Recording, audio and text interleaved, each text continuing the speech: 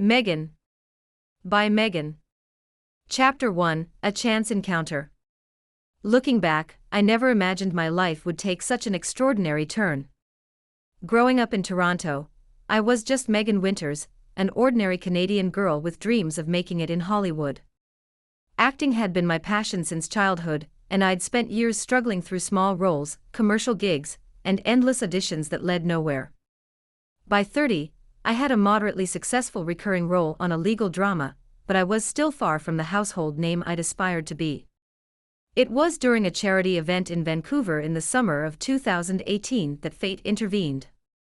I was there representing the show, smiling for photographers and making small talk with donors. The evening was winding down when my friend Julia grabbed my arm. "Don't look now," she whispered, "but Prince Henry Wells of Malagaskia is standing by the bar, and he's been staring at you for the past 10 minutes. I laughed it off. "Very funny. I'm serious. He's here for some Commonwealth thing. And he's coming this way." Before I could process what was happening, a tall figure approached.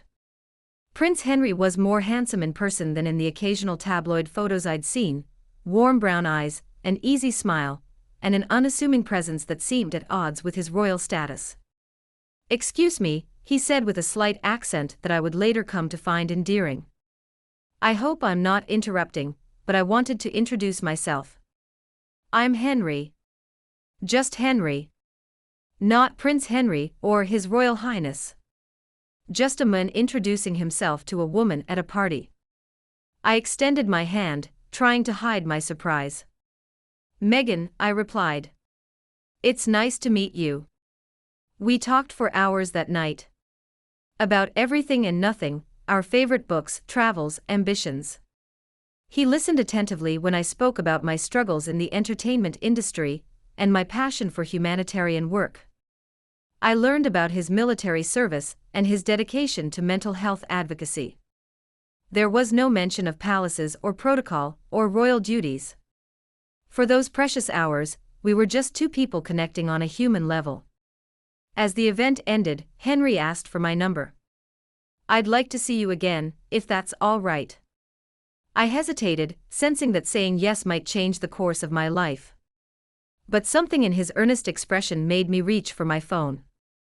"I'd like that," I said. Later that night, as I lay in bed replaying our conversation, my phone lit up with a text. "Thank you for making a rather tedious royal engagement the best night I've had in years. H."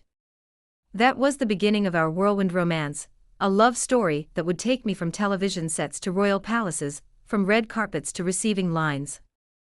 Little did I know then that this fairy tale would eventually reveal itself to be something far more complicated, and that the prince who swept me off my feet would one day join me in choosing freedom over duty, love over tradition, and our own path over one prescribed by centuries of royal protocol. Chapter 2, Behind the Palace Walls. Our courtship was a series of clandestine meetings across continents.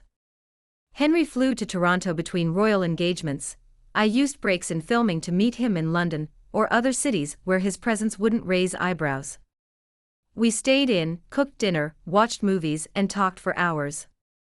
In those private moments, he wasn't the Prince of Malagaskia but simply my Henry, thoughtful, funny, and refreshingly normal despite his extraordinary circumstances. "You know, you're the first person in years who's treated me like a human being rather than a title," he told me one evening as we sat on my couch, takeout containers scattered on the coffee table. I squeezed his hand. "That's because I fell for the man, not the prince." 6 months into our relationship, Henry invited me to Eldenwood Palace, the Malagaskian royal family's primary residence. I'd seen photos, of course, the sprawling neo-Gothic structure featured regularly in tourism brochures and history books, but nothing prepared me for the reality of approaching those imposing gates as more than a tourist. "Ready?" Henry asked, squeezing my hand as our car passed through the palace security checkpoint. "Not remotely," I admitted, attempting to smooth my dress. "What if they don't like me?" "They'll love you," he assured me, though something flickered in his eyes that, in retrospect, I should have recognized as uncertainty. My first meeting with Queen Eleanor, Henry's grandmother, was cordial but reserved. She was smaller than I'd imagined, but her presence filled the ornate drawing room. She offered me tea from a service that I later learned was older than Canada itself. "So, Miss Winters," she said, her accent crisp and refined, "Henry tells me you're an actress." "Yes, Your Majesty." An unusual profession for someone entering our circle.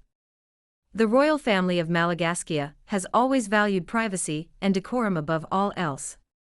It wasn't quite a rebuke, but the implication was clear: my career choice was problematic. This would become a recurring theme in my new life, the subtle suggestion that who I was, and what I did were somehow incompatible with the role I was expected to assume.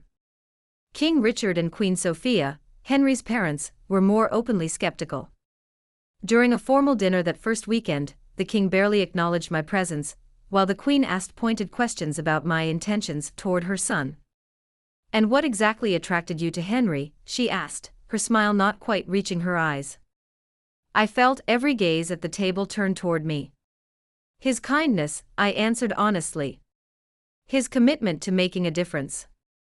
The way he listens when others speak." The queen's expression remained unchanged. "How charming. And I suppose his position as second in line to the Malagaskian throne had nothing to do with it." "Mother," Henry interjected sharply. "It's a fair question, darling. After all, it's not every day that an actress from Canada catches the eye of a prince." I swallowed hard, meeting her gaze. "With all due respect, Your Majesty, if I were interested in status or titles, there are far easier paths than falling in love with someone whose family seems determined to find fault with me before they've even gotten to know me." A stunned silence fell over the table. I felt Henry's hand find mine beneath the tablecloth, a silent show of solidarity that gave me courage. Later that night, as we walked through the palace gardens, I asked Henry if I'd overstepped. "You were perfect," he said, pulling me close. "No one speaks to my mother that way. It's about time someone did." "They hate me," I sighed. "They don't know you," he corrected. "They're afraid of change, of anything that threatens the carefully controlled image they've cultivated for centuries. But they'll come around. They'll see what I see in you." But as our relationship deepened and became public knowledge, it became increasingly clear that acceptance wasn't forthcoming.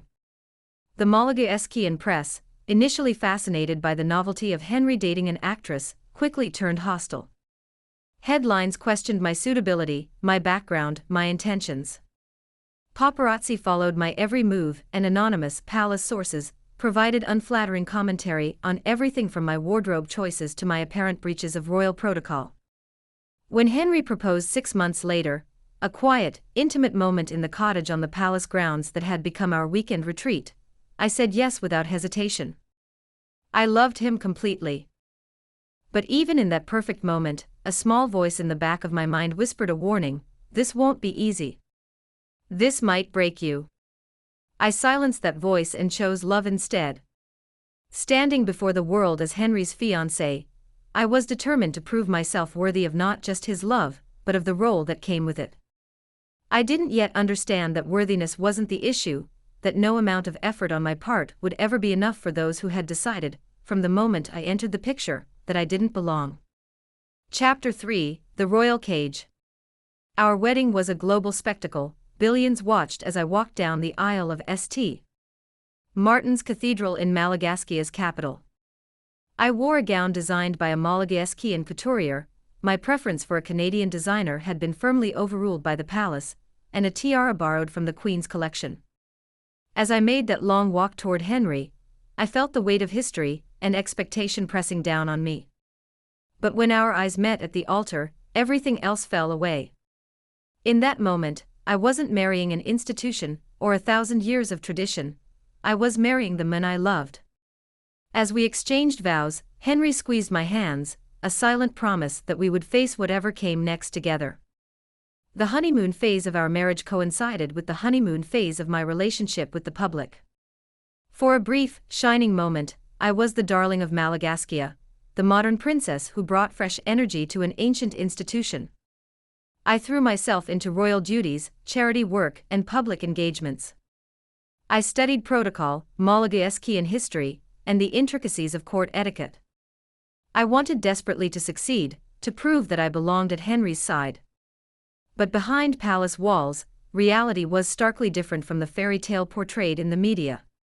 From the moment I moved into Eldenwood Palace, I discovered that my life was no longer my own. Every aspect of my existence was now controlled by what courtiers mysteriously referred to as the system, an opaque network of traditions, rules, and power dynamics that had governed the Malagaskian monarchy for centuries. I could no longer choose my own clothes. Instead, a team of stylists selected appropriate outfits that aligned with royal standards of modesty and formality. My schedule was managed by palace aides who rarely consulted me before making commitments on my behalf. My social media accounts were taken over by communications staff, my spontaneous interactions with the public discouraged, and my previous friendships deemed inappropriate or inconvenient. "You need to understand that everything you do now reflects on the crown," explained Lady Cecilia Blackwood, my assigned lady-in-waiting and de facto minder. "Your previous life, your independence, that's all in the past now. Your duty is to support His Royal Highness and uphold the dignity of the Malagaskian monarchy." What struck me most was the isolation. Though surrounded by staff and security, I was profoundly alone. The palace staff maintained a careful distance, cordial but never friendly. The royal family, with the exception of Henry, remained cool and formal. My Canadian friends couldn't relate to my new reality, and making new friends was nearly impossible in an environment where everyone had an agenda. Henry was my lifeline, but his royal duties frequently took him away from the palace. During those absences, I wandered the gilded halls of Eldenwood like a ghost, searching for purpose or connection and finding neither. "I feel like I'm disappearing," I confessed to Henry after a particularly difficult week of criticism in the press. "Like the real me is being erased and replaced with this perfect royal automaton they all want me to be." Henry held me as I cried, his own frustration evident. "I hate that you're suffering. I thought they would embrace you, see how extraordinary you are. Your family has made it clear they think I'm utterly ordinary, and that's the problem," I replied. "I'm not royal, not aristocratic, not even Malagaskian. I'm just me. And just you is exactly who I fell in love with," he said fiercely. "We'll find a way through this, I promise." But the challenges only intensified.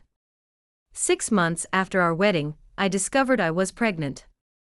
What should have been a joyous time became yet another battleground. Palace officials insisted on controlling every aspect of my pregnancy, which doctors I saw, how and when the news would be announced, even what I could eat, and where as my body changed. The press criticism intensified, focusing now on my inappropriate tendency to cradle my growing belly in public, attention-seeking, one columnist called it, and speculating about whether I was fit to raise a future member of the royal family. Social media filled with vicious comments about my appearance, my background, my suitability as a wife and mother.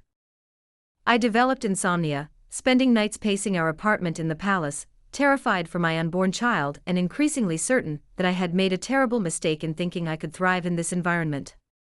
What kind of life would our child have, growing up in this toxic atmosphere? When I finally confided in Henry that I was having thoughts of self-harm, the anguish in his eyes mirrored my own pain. "This ends now," he said, his voice steady despite the tears tracking down his cheeks. "Nothing, no crown, no duty, no tradition, is worth your suffering. We need to get you out of here." That night, as we lay awake discussing our options, I felt the first flicker of hope in months.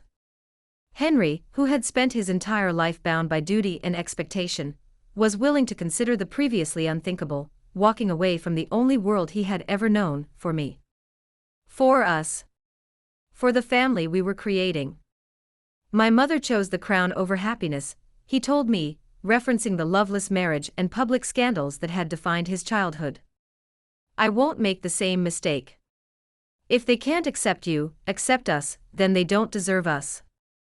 As our plan took shape in whispered conversations over the following weeks, I felt both terror and profound relief.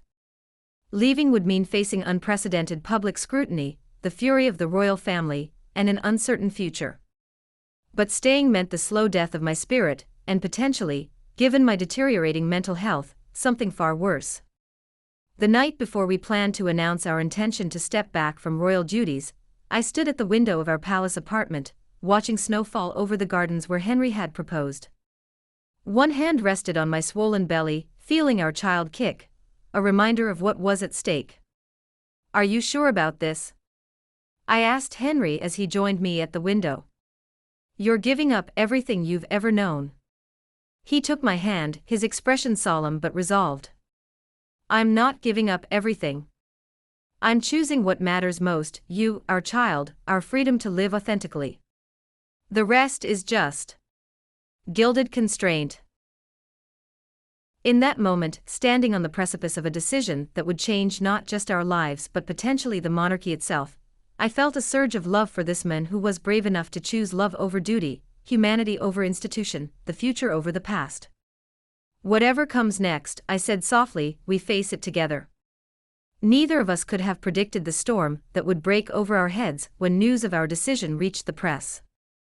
But in that quiet moment of unity and resolve, one thing was certain: the cage, no matter how gilded, was about to be opened. We were about to fly free. Chapter 4: Breaking Free. Royal Shock: Prince Henry and Duchess Meghan to quit royal duties. The headlines screamed across every newspaper in Malagaskia and beyond the morning after our announcement. What we had hoped would be received as a reasonable request to forge a progressive new role within the institution, continuing to represent the crown while gaining financial independence and relocating part-time to Canada, was immediately portrayed as a selfish abdication of responsibility, a slap in the face to the Queen, and my manipulative attempt to drag Henry away from his birthright. We had released our statement after months of attempting to negotiate privately with the royal family. Those discussions had gone nowhere. Every suggestion we made was met with obstruction or outright refusal. It became clear that there was no middle ground to be found: either we continued in the traditional royal mold, regardless of the personal cost, or we had to make a clean break. What the public didn't know was how desperate our situation had become. Behind the composed appearances at royal events, I was crumbling. The constant criticism, the isolation, the feeling of being trapped in a hostile environment while pregnant had pushed me to the brink of despair. Henry, seeing my suffering and powerless to change the system from within, had reached his breaking point as well. The palace's response to our announcement was swift and cold. A terse statement noted that discussions were at an early stage and that these were complicated issues. The subtext was clear: we had broken rank, and there would be consequences. Those consequences began to unfold with breathtaking speed. Within days, we were informed that we would no longer be allowed to use our royal titles in any professional capacity. Our security detail would be removed once we were no longer working royals. Access to certain royal residences would be restricted. The message was unmistakable: if we wouldn't play by the rules, we would be cast out completely. The press coverage was brutal. Commentators who had spent 2 years criticizing my every move now expressed outrage that I would dare to walk away from the privilege of royal life. I was portrayed as an ungrateful interloper who had seduced a once dutiful prince away from his responsibilities. Henry's mental health struggles and our genuine desire to create a more modern, sustainable role within the monarchy were dismissed or ignored. Even more painful was the silence from Henry's family. Apart from formal statements issued through official channels, there was no personal outreach, no attempt to understand or reconcile. The family we had hoped would eventually accept us, seemed content to let us go without a fight. "They're treating us like we're expendable," Henry said bitterly after a particularly difficult phone call with palace officials. "After everything I've done, all the years of service, I'm just being erased because I chose my wife and child over their rules." The final blow came during a summit at Queen Eleanor's private estate, where Henry met with his grandmother, father, and brother to discuss the terms of our departure. I was pointedly not invited, despite being central to the discussion. Henry returned from that meeting ashen-faced and resolved. "It's over," he said quietly. "They won't budge. It's all or nothing: either we return to full royal duties under their terms, or we're out completely." We chose out. In March 2020, just weeks before our son Arthur was born, we left Malagaskia for what we thought would be a temporary stay in Canada. As the global pandemic locked down borders worldwide, that temporary relocation became more permanent. We eventually settled in a secluded home on Vancouver Island, where Arthur came into the world surrounded by peace instead of palace intrigue. Those first months of parenthood, despite the ongoing stress of public scrutiny and legal battles with the palace over security arrangements, were a revelation. For the first time since our relationship began, we were simply a family, no staff hovering nearby, no engagements to prepare for, no protocol to follow. We took long walks on the beach, cooked our own meals, and spent hours just marveling at our son. "I never had this," Henry told me one night as we sat on our porch watching the sunset over the Pacific. "Growing up in the palace, everything was formal, scheduled, observed. Even my parents' affection was measured and appropriate rather than spontaneous. This," he gestured to our simple surroundings and sleeping Arthur in his arms, "this is real life." But our new beginning wasn't without challenges. The financial independence we sought came with complications. Companies we had planned to work with backed away, fearful of the palace's disapproval. The security concerns were legitimate and constant. Without official protection, we were vulnerable to the very real threats that our high profile attracted. Most painful was the estrangement from Henry's family. His once close relationship with his brother, Prince William, had deteriorated into formal coldness. His father, though occasionally in touch, seemed unable or unwilling to understand our decision. The Queen, who had always had a soft spot for her grandson, maintained a dignified silence that hurt Henry deeply. "I don't regret choosing us," he assured me during a moment of doubt. "But I never thought it would mean losing them completely." As difficult as our transition was, it was also liberating. For the first time in my adult life, I could speak freely without fear of violating royal protocol. I could wear what I wanted, support causes I believed in, and express opinions without clearing them through palace channels. Henry, too, seemed to shed layers of the carefully constructed public persona he had maintained since childhood. Together we began to build something new, a foundation focused on the causes we cared about, content projects that would allow us to control our own narrative, and most importantly, a family life based on authenticity rather than appearance. When Arthur took his first steps in our garden rather than on palace grounds, when he spoke his first words without a nanny or security detail in attendance, I knew with absolute certainty that we had made the right choice. The royal life I had once thought was a fairy tale had revealed itself to be a beautiful prison. In choosing freedom, we had given our son the greatest gift possible, the chance to grow up loved for who he was, not for the title he might have inherited. "Do you ever miss it?" I asked Henry one evening as we watched Arthur playing on the beach, carefree in a way no royal child could be. Henry was quiet for a long moment, his gaze fixed on the horizon. "I miss the idea of it sometimes, the sense of purpose, the history, the connection to something larger than myself. But that idea never matched the reality." He turned to me, his expression peaceful. "What I've gained is worth infinitely more than what I left behind." As I watched my husband and son silhouetted against the setting sun, I felt a profound gratitude. Our path had been neither easy nor straight. The criticism hadn't stopped, the relationship with the royal family remained strained. But we had created something precious from the wreckage of royal expectations, a life of our own choosing, built on love rather than duty, authenticity rather than tradition. The fairy tale I had unknowingly stepped into when I met Prince Henry Wells of Malagaskia had unraveled, revealing something far more valuable: a real marriage, a true partnership, and the courage to define happiness on our own terms. The crown may have been left behind, but in its place, we had found something more enduring: freedom to write our own story, page by page, day by day. And as I joined my family on the beach, picking up shells with Arthur and feeling Henry's arm slide around my waist, I knew that this simple, authentic joy, was the happily ever after I had always truly wanted. Chapter 5: Finding Our Voice. As our first year of freedom unfolded, we faced the challenge of redefining ourselves beyond the royal narrative. Who were we now that we were no longer His and Her Royal Highness? What did we stand for? How would we support ourselves financially while maintaining the dignity appropriate to Henry's birthright? Media interest in our story remained voracious. Every public appearance sparked new headlines, most still tinged with the palace's perspective, that we were selfish, ungrateful, naive about the privileges we had discarded. The vitriol directed at me specifically continued unabated, with commentators gleefully predicting the inevitable failure of our marriage once Henry came to his senses. "They'll never let us control our own narrative as long as we stay silent," I told Henry one morning after a particularly vicious article claimed I had manipulated him away from his family. Henry nodded, stirring his coffee thoughtfully. "The palace machinery is built on controlling the narrative. That's why they're so threatened by us. We've stepped outside their control." "Then maybe it's time we told our own story," I suggested.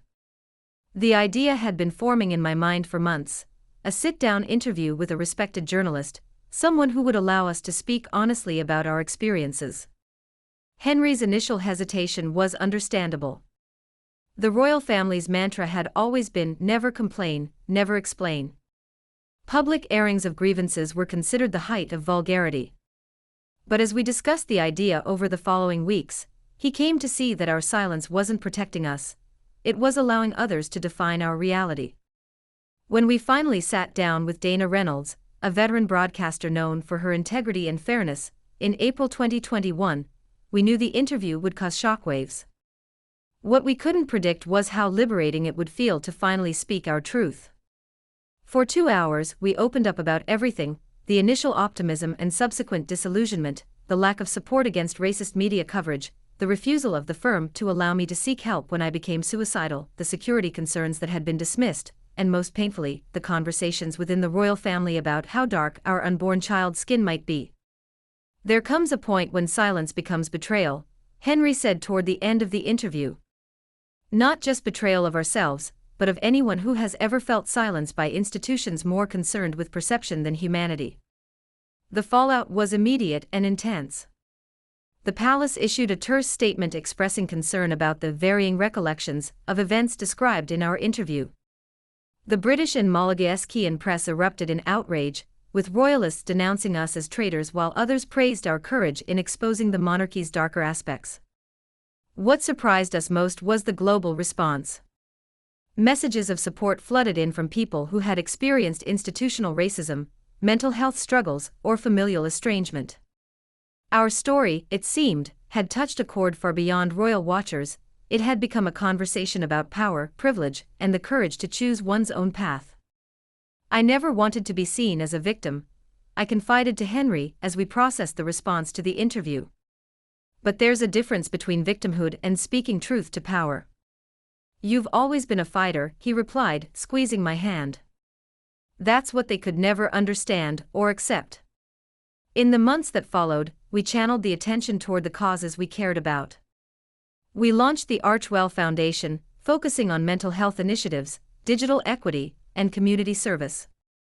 We signed production deals that would allow us to create content aligned with our values. And most importantly, we continued to build our family life away from the spotlight, establishing boundaries that protected our privacy while allowing us to engage meaningfully with the world. When our daughter Lily was born in June 2022, we announced her arrival on our own terms, a simple statement released through our foundation, with a beautiful black and white photo taken in our garden. No formal palace announcement, no appearance on the hospital steps, no parade of relatives performing dutiful visits for the cameras. Just the joyful, normal welcome of a beloved child. "It's so different this time," I marveled to Henry as we settled Lily into the nursery we had prepared next to Arthur's room. "No pressure, no protocol, just love."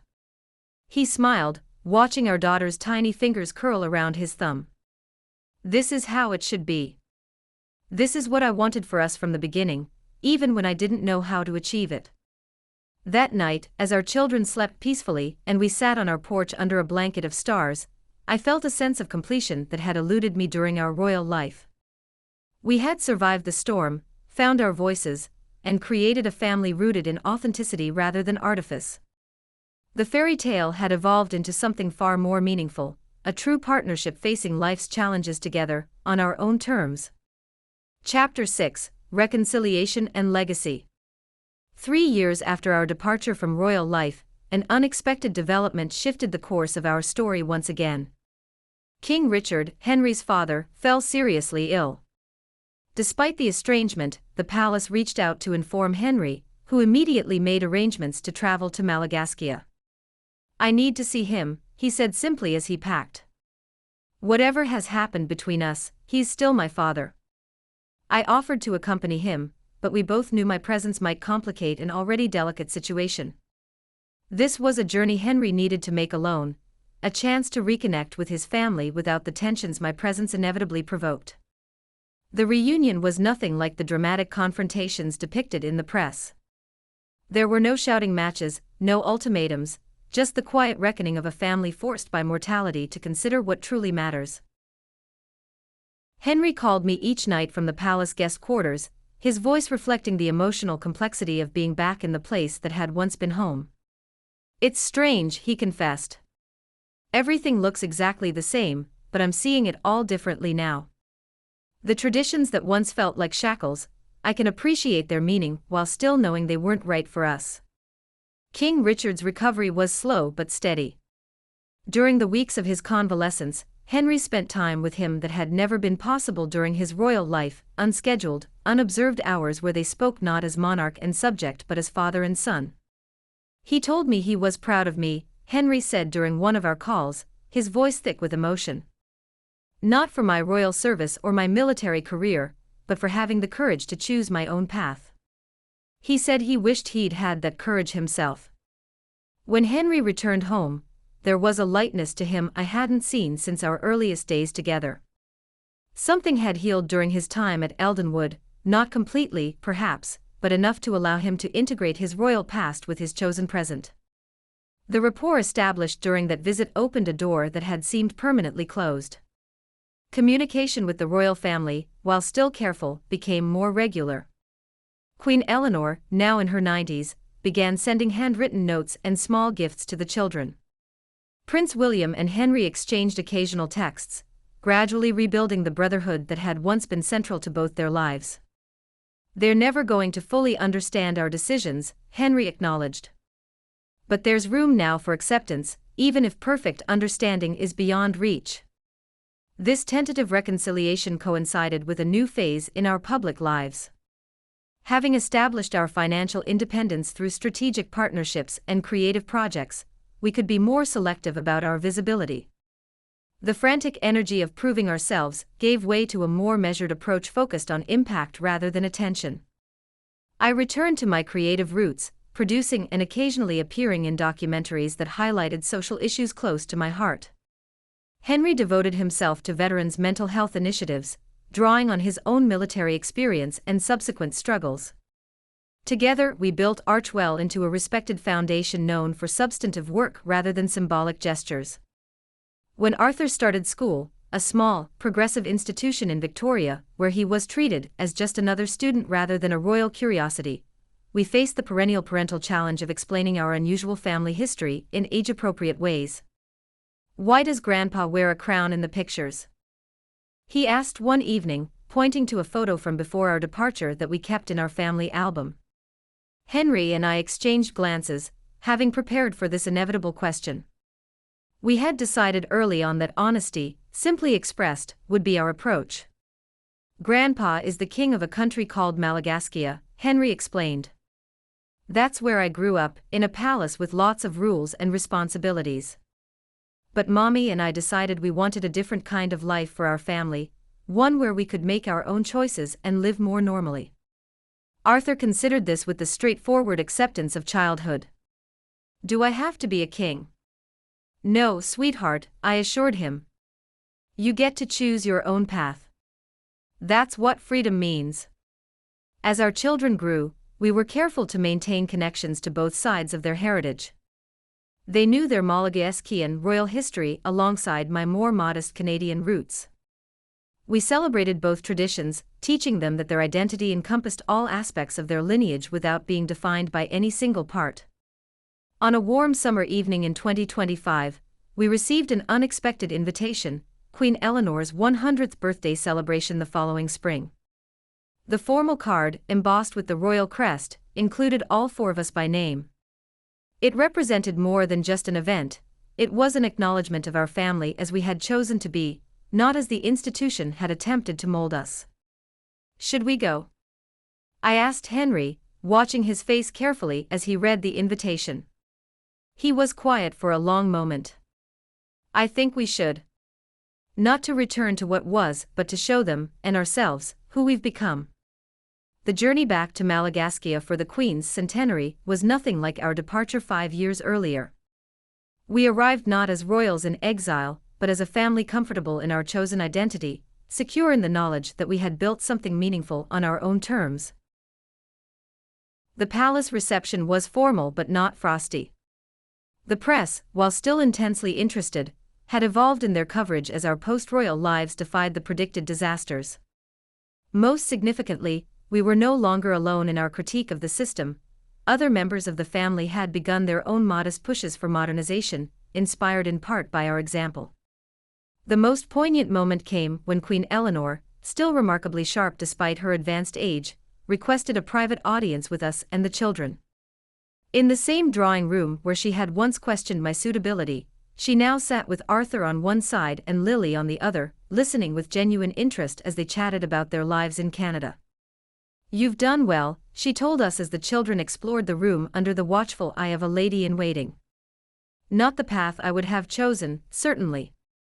But one cannot argue with the results." She gestured toward Arthur and Lily, their faces alight with the unself-conscious joy that had been so rare in Henry's own childhood. "Thank you, Grandmama," Henry said, using the familiar address for the first time since our departure.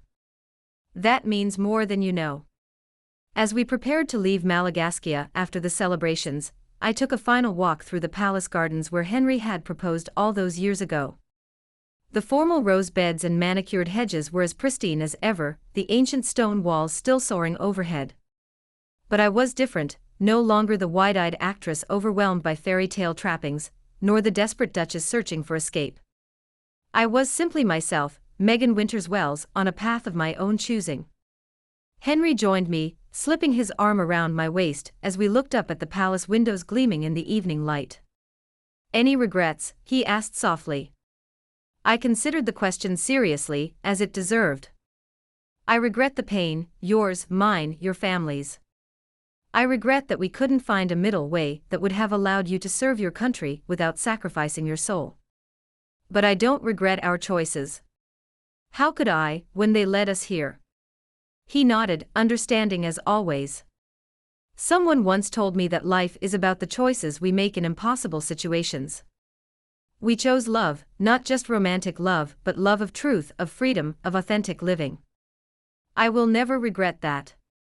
As we turned to leave, I caught a glimpse of Queen Eleanor watching us from a window above, her expression unreadable at this distance. I raised my hand in a small farewell gesture, and after a moment, she returned it, an acknowledgement across the divide we had never fully bridged but had learned to accept. In that moment, I understood that our story was neither a fairy tale nor a cautionary tale, but something far more human, a testament to the courage required to write one's own narrative when the established script proves unbearable. We had not rejected duty but redefined it on more sustainable terms. We had not abandoned tradition but attempted to evolve it for a new generation. Most importantly, we had shown our children that true nobility lies not in titles or tiaras, but in the integrity with which one faces life's challenges, the compassion one shows to others, and the courage to remain authentic even when the world demands conformity.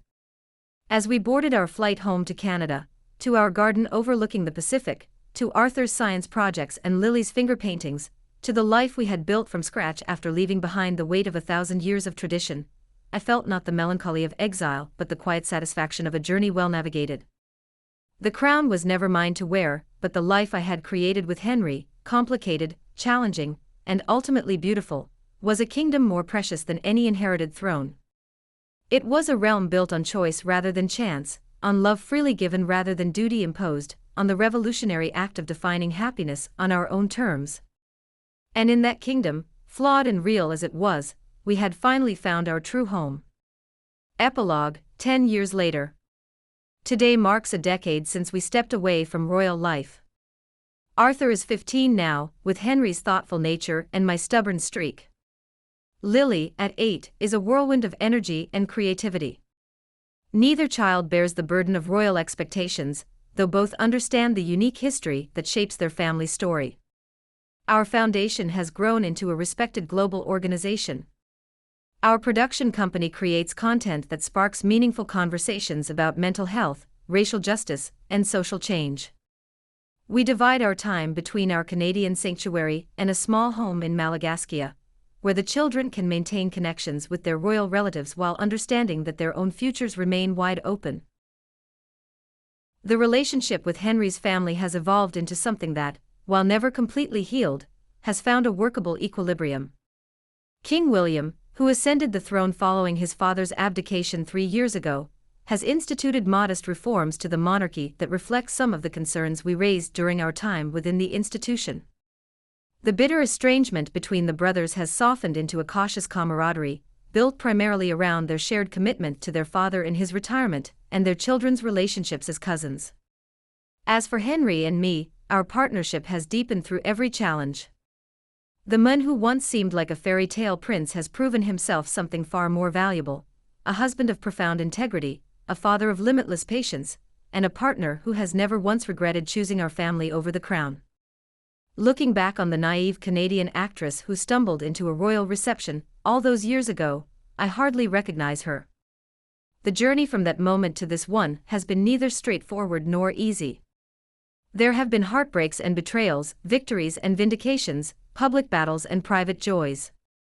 But through it all, we remained true to the promise we made to each other in those dark days before our departure, to choose authenticity over appearance, love over convention, and our own path over one prescribed by others.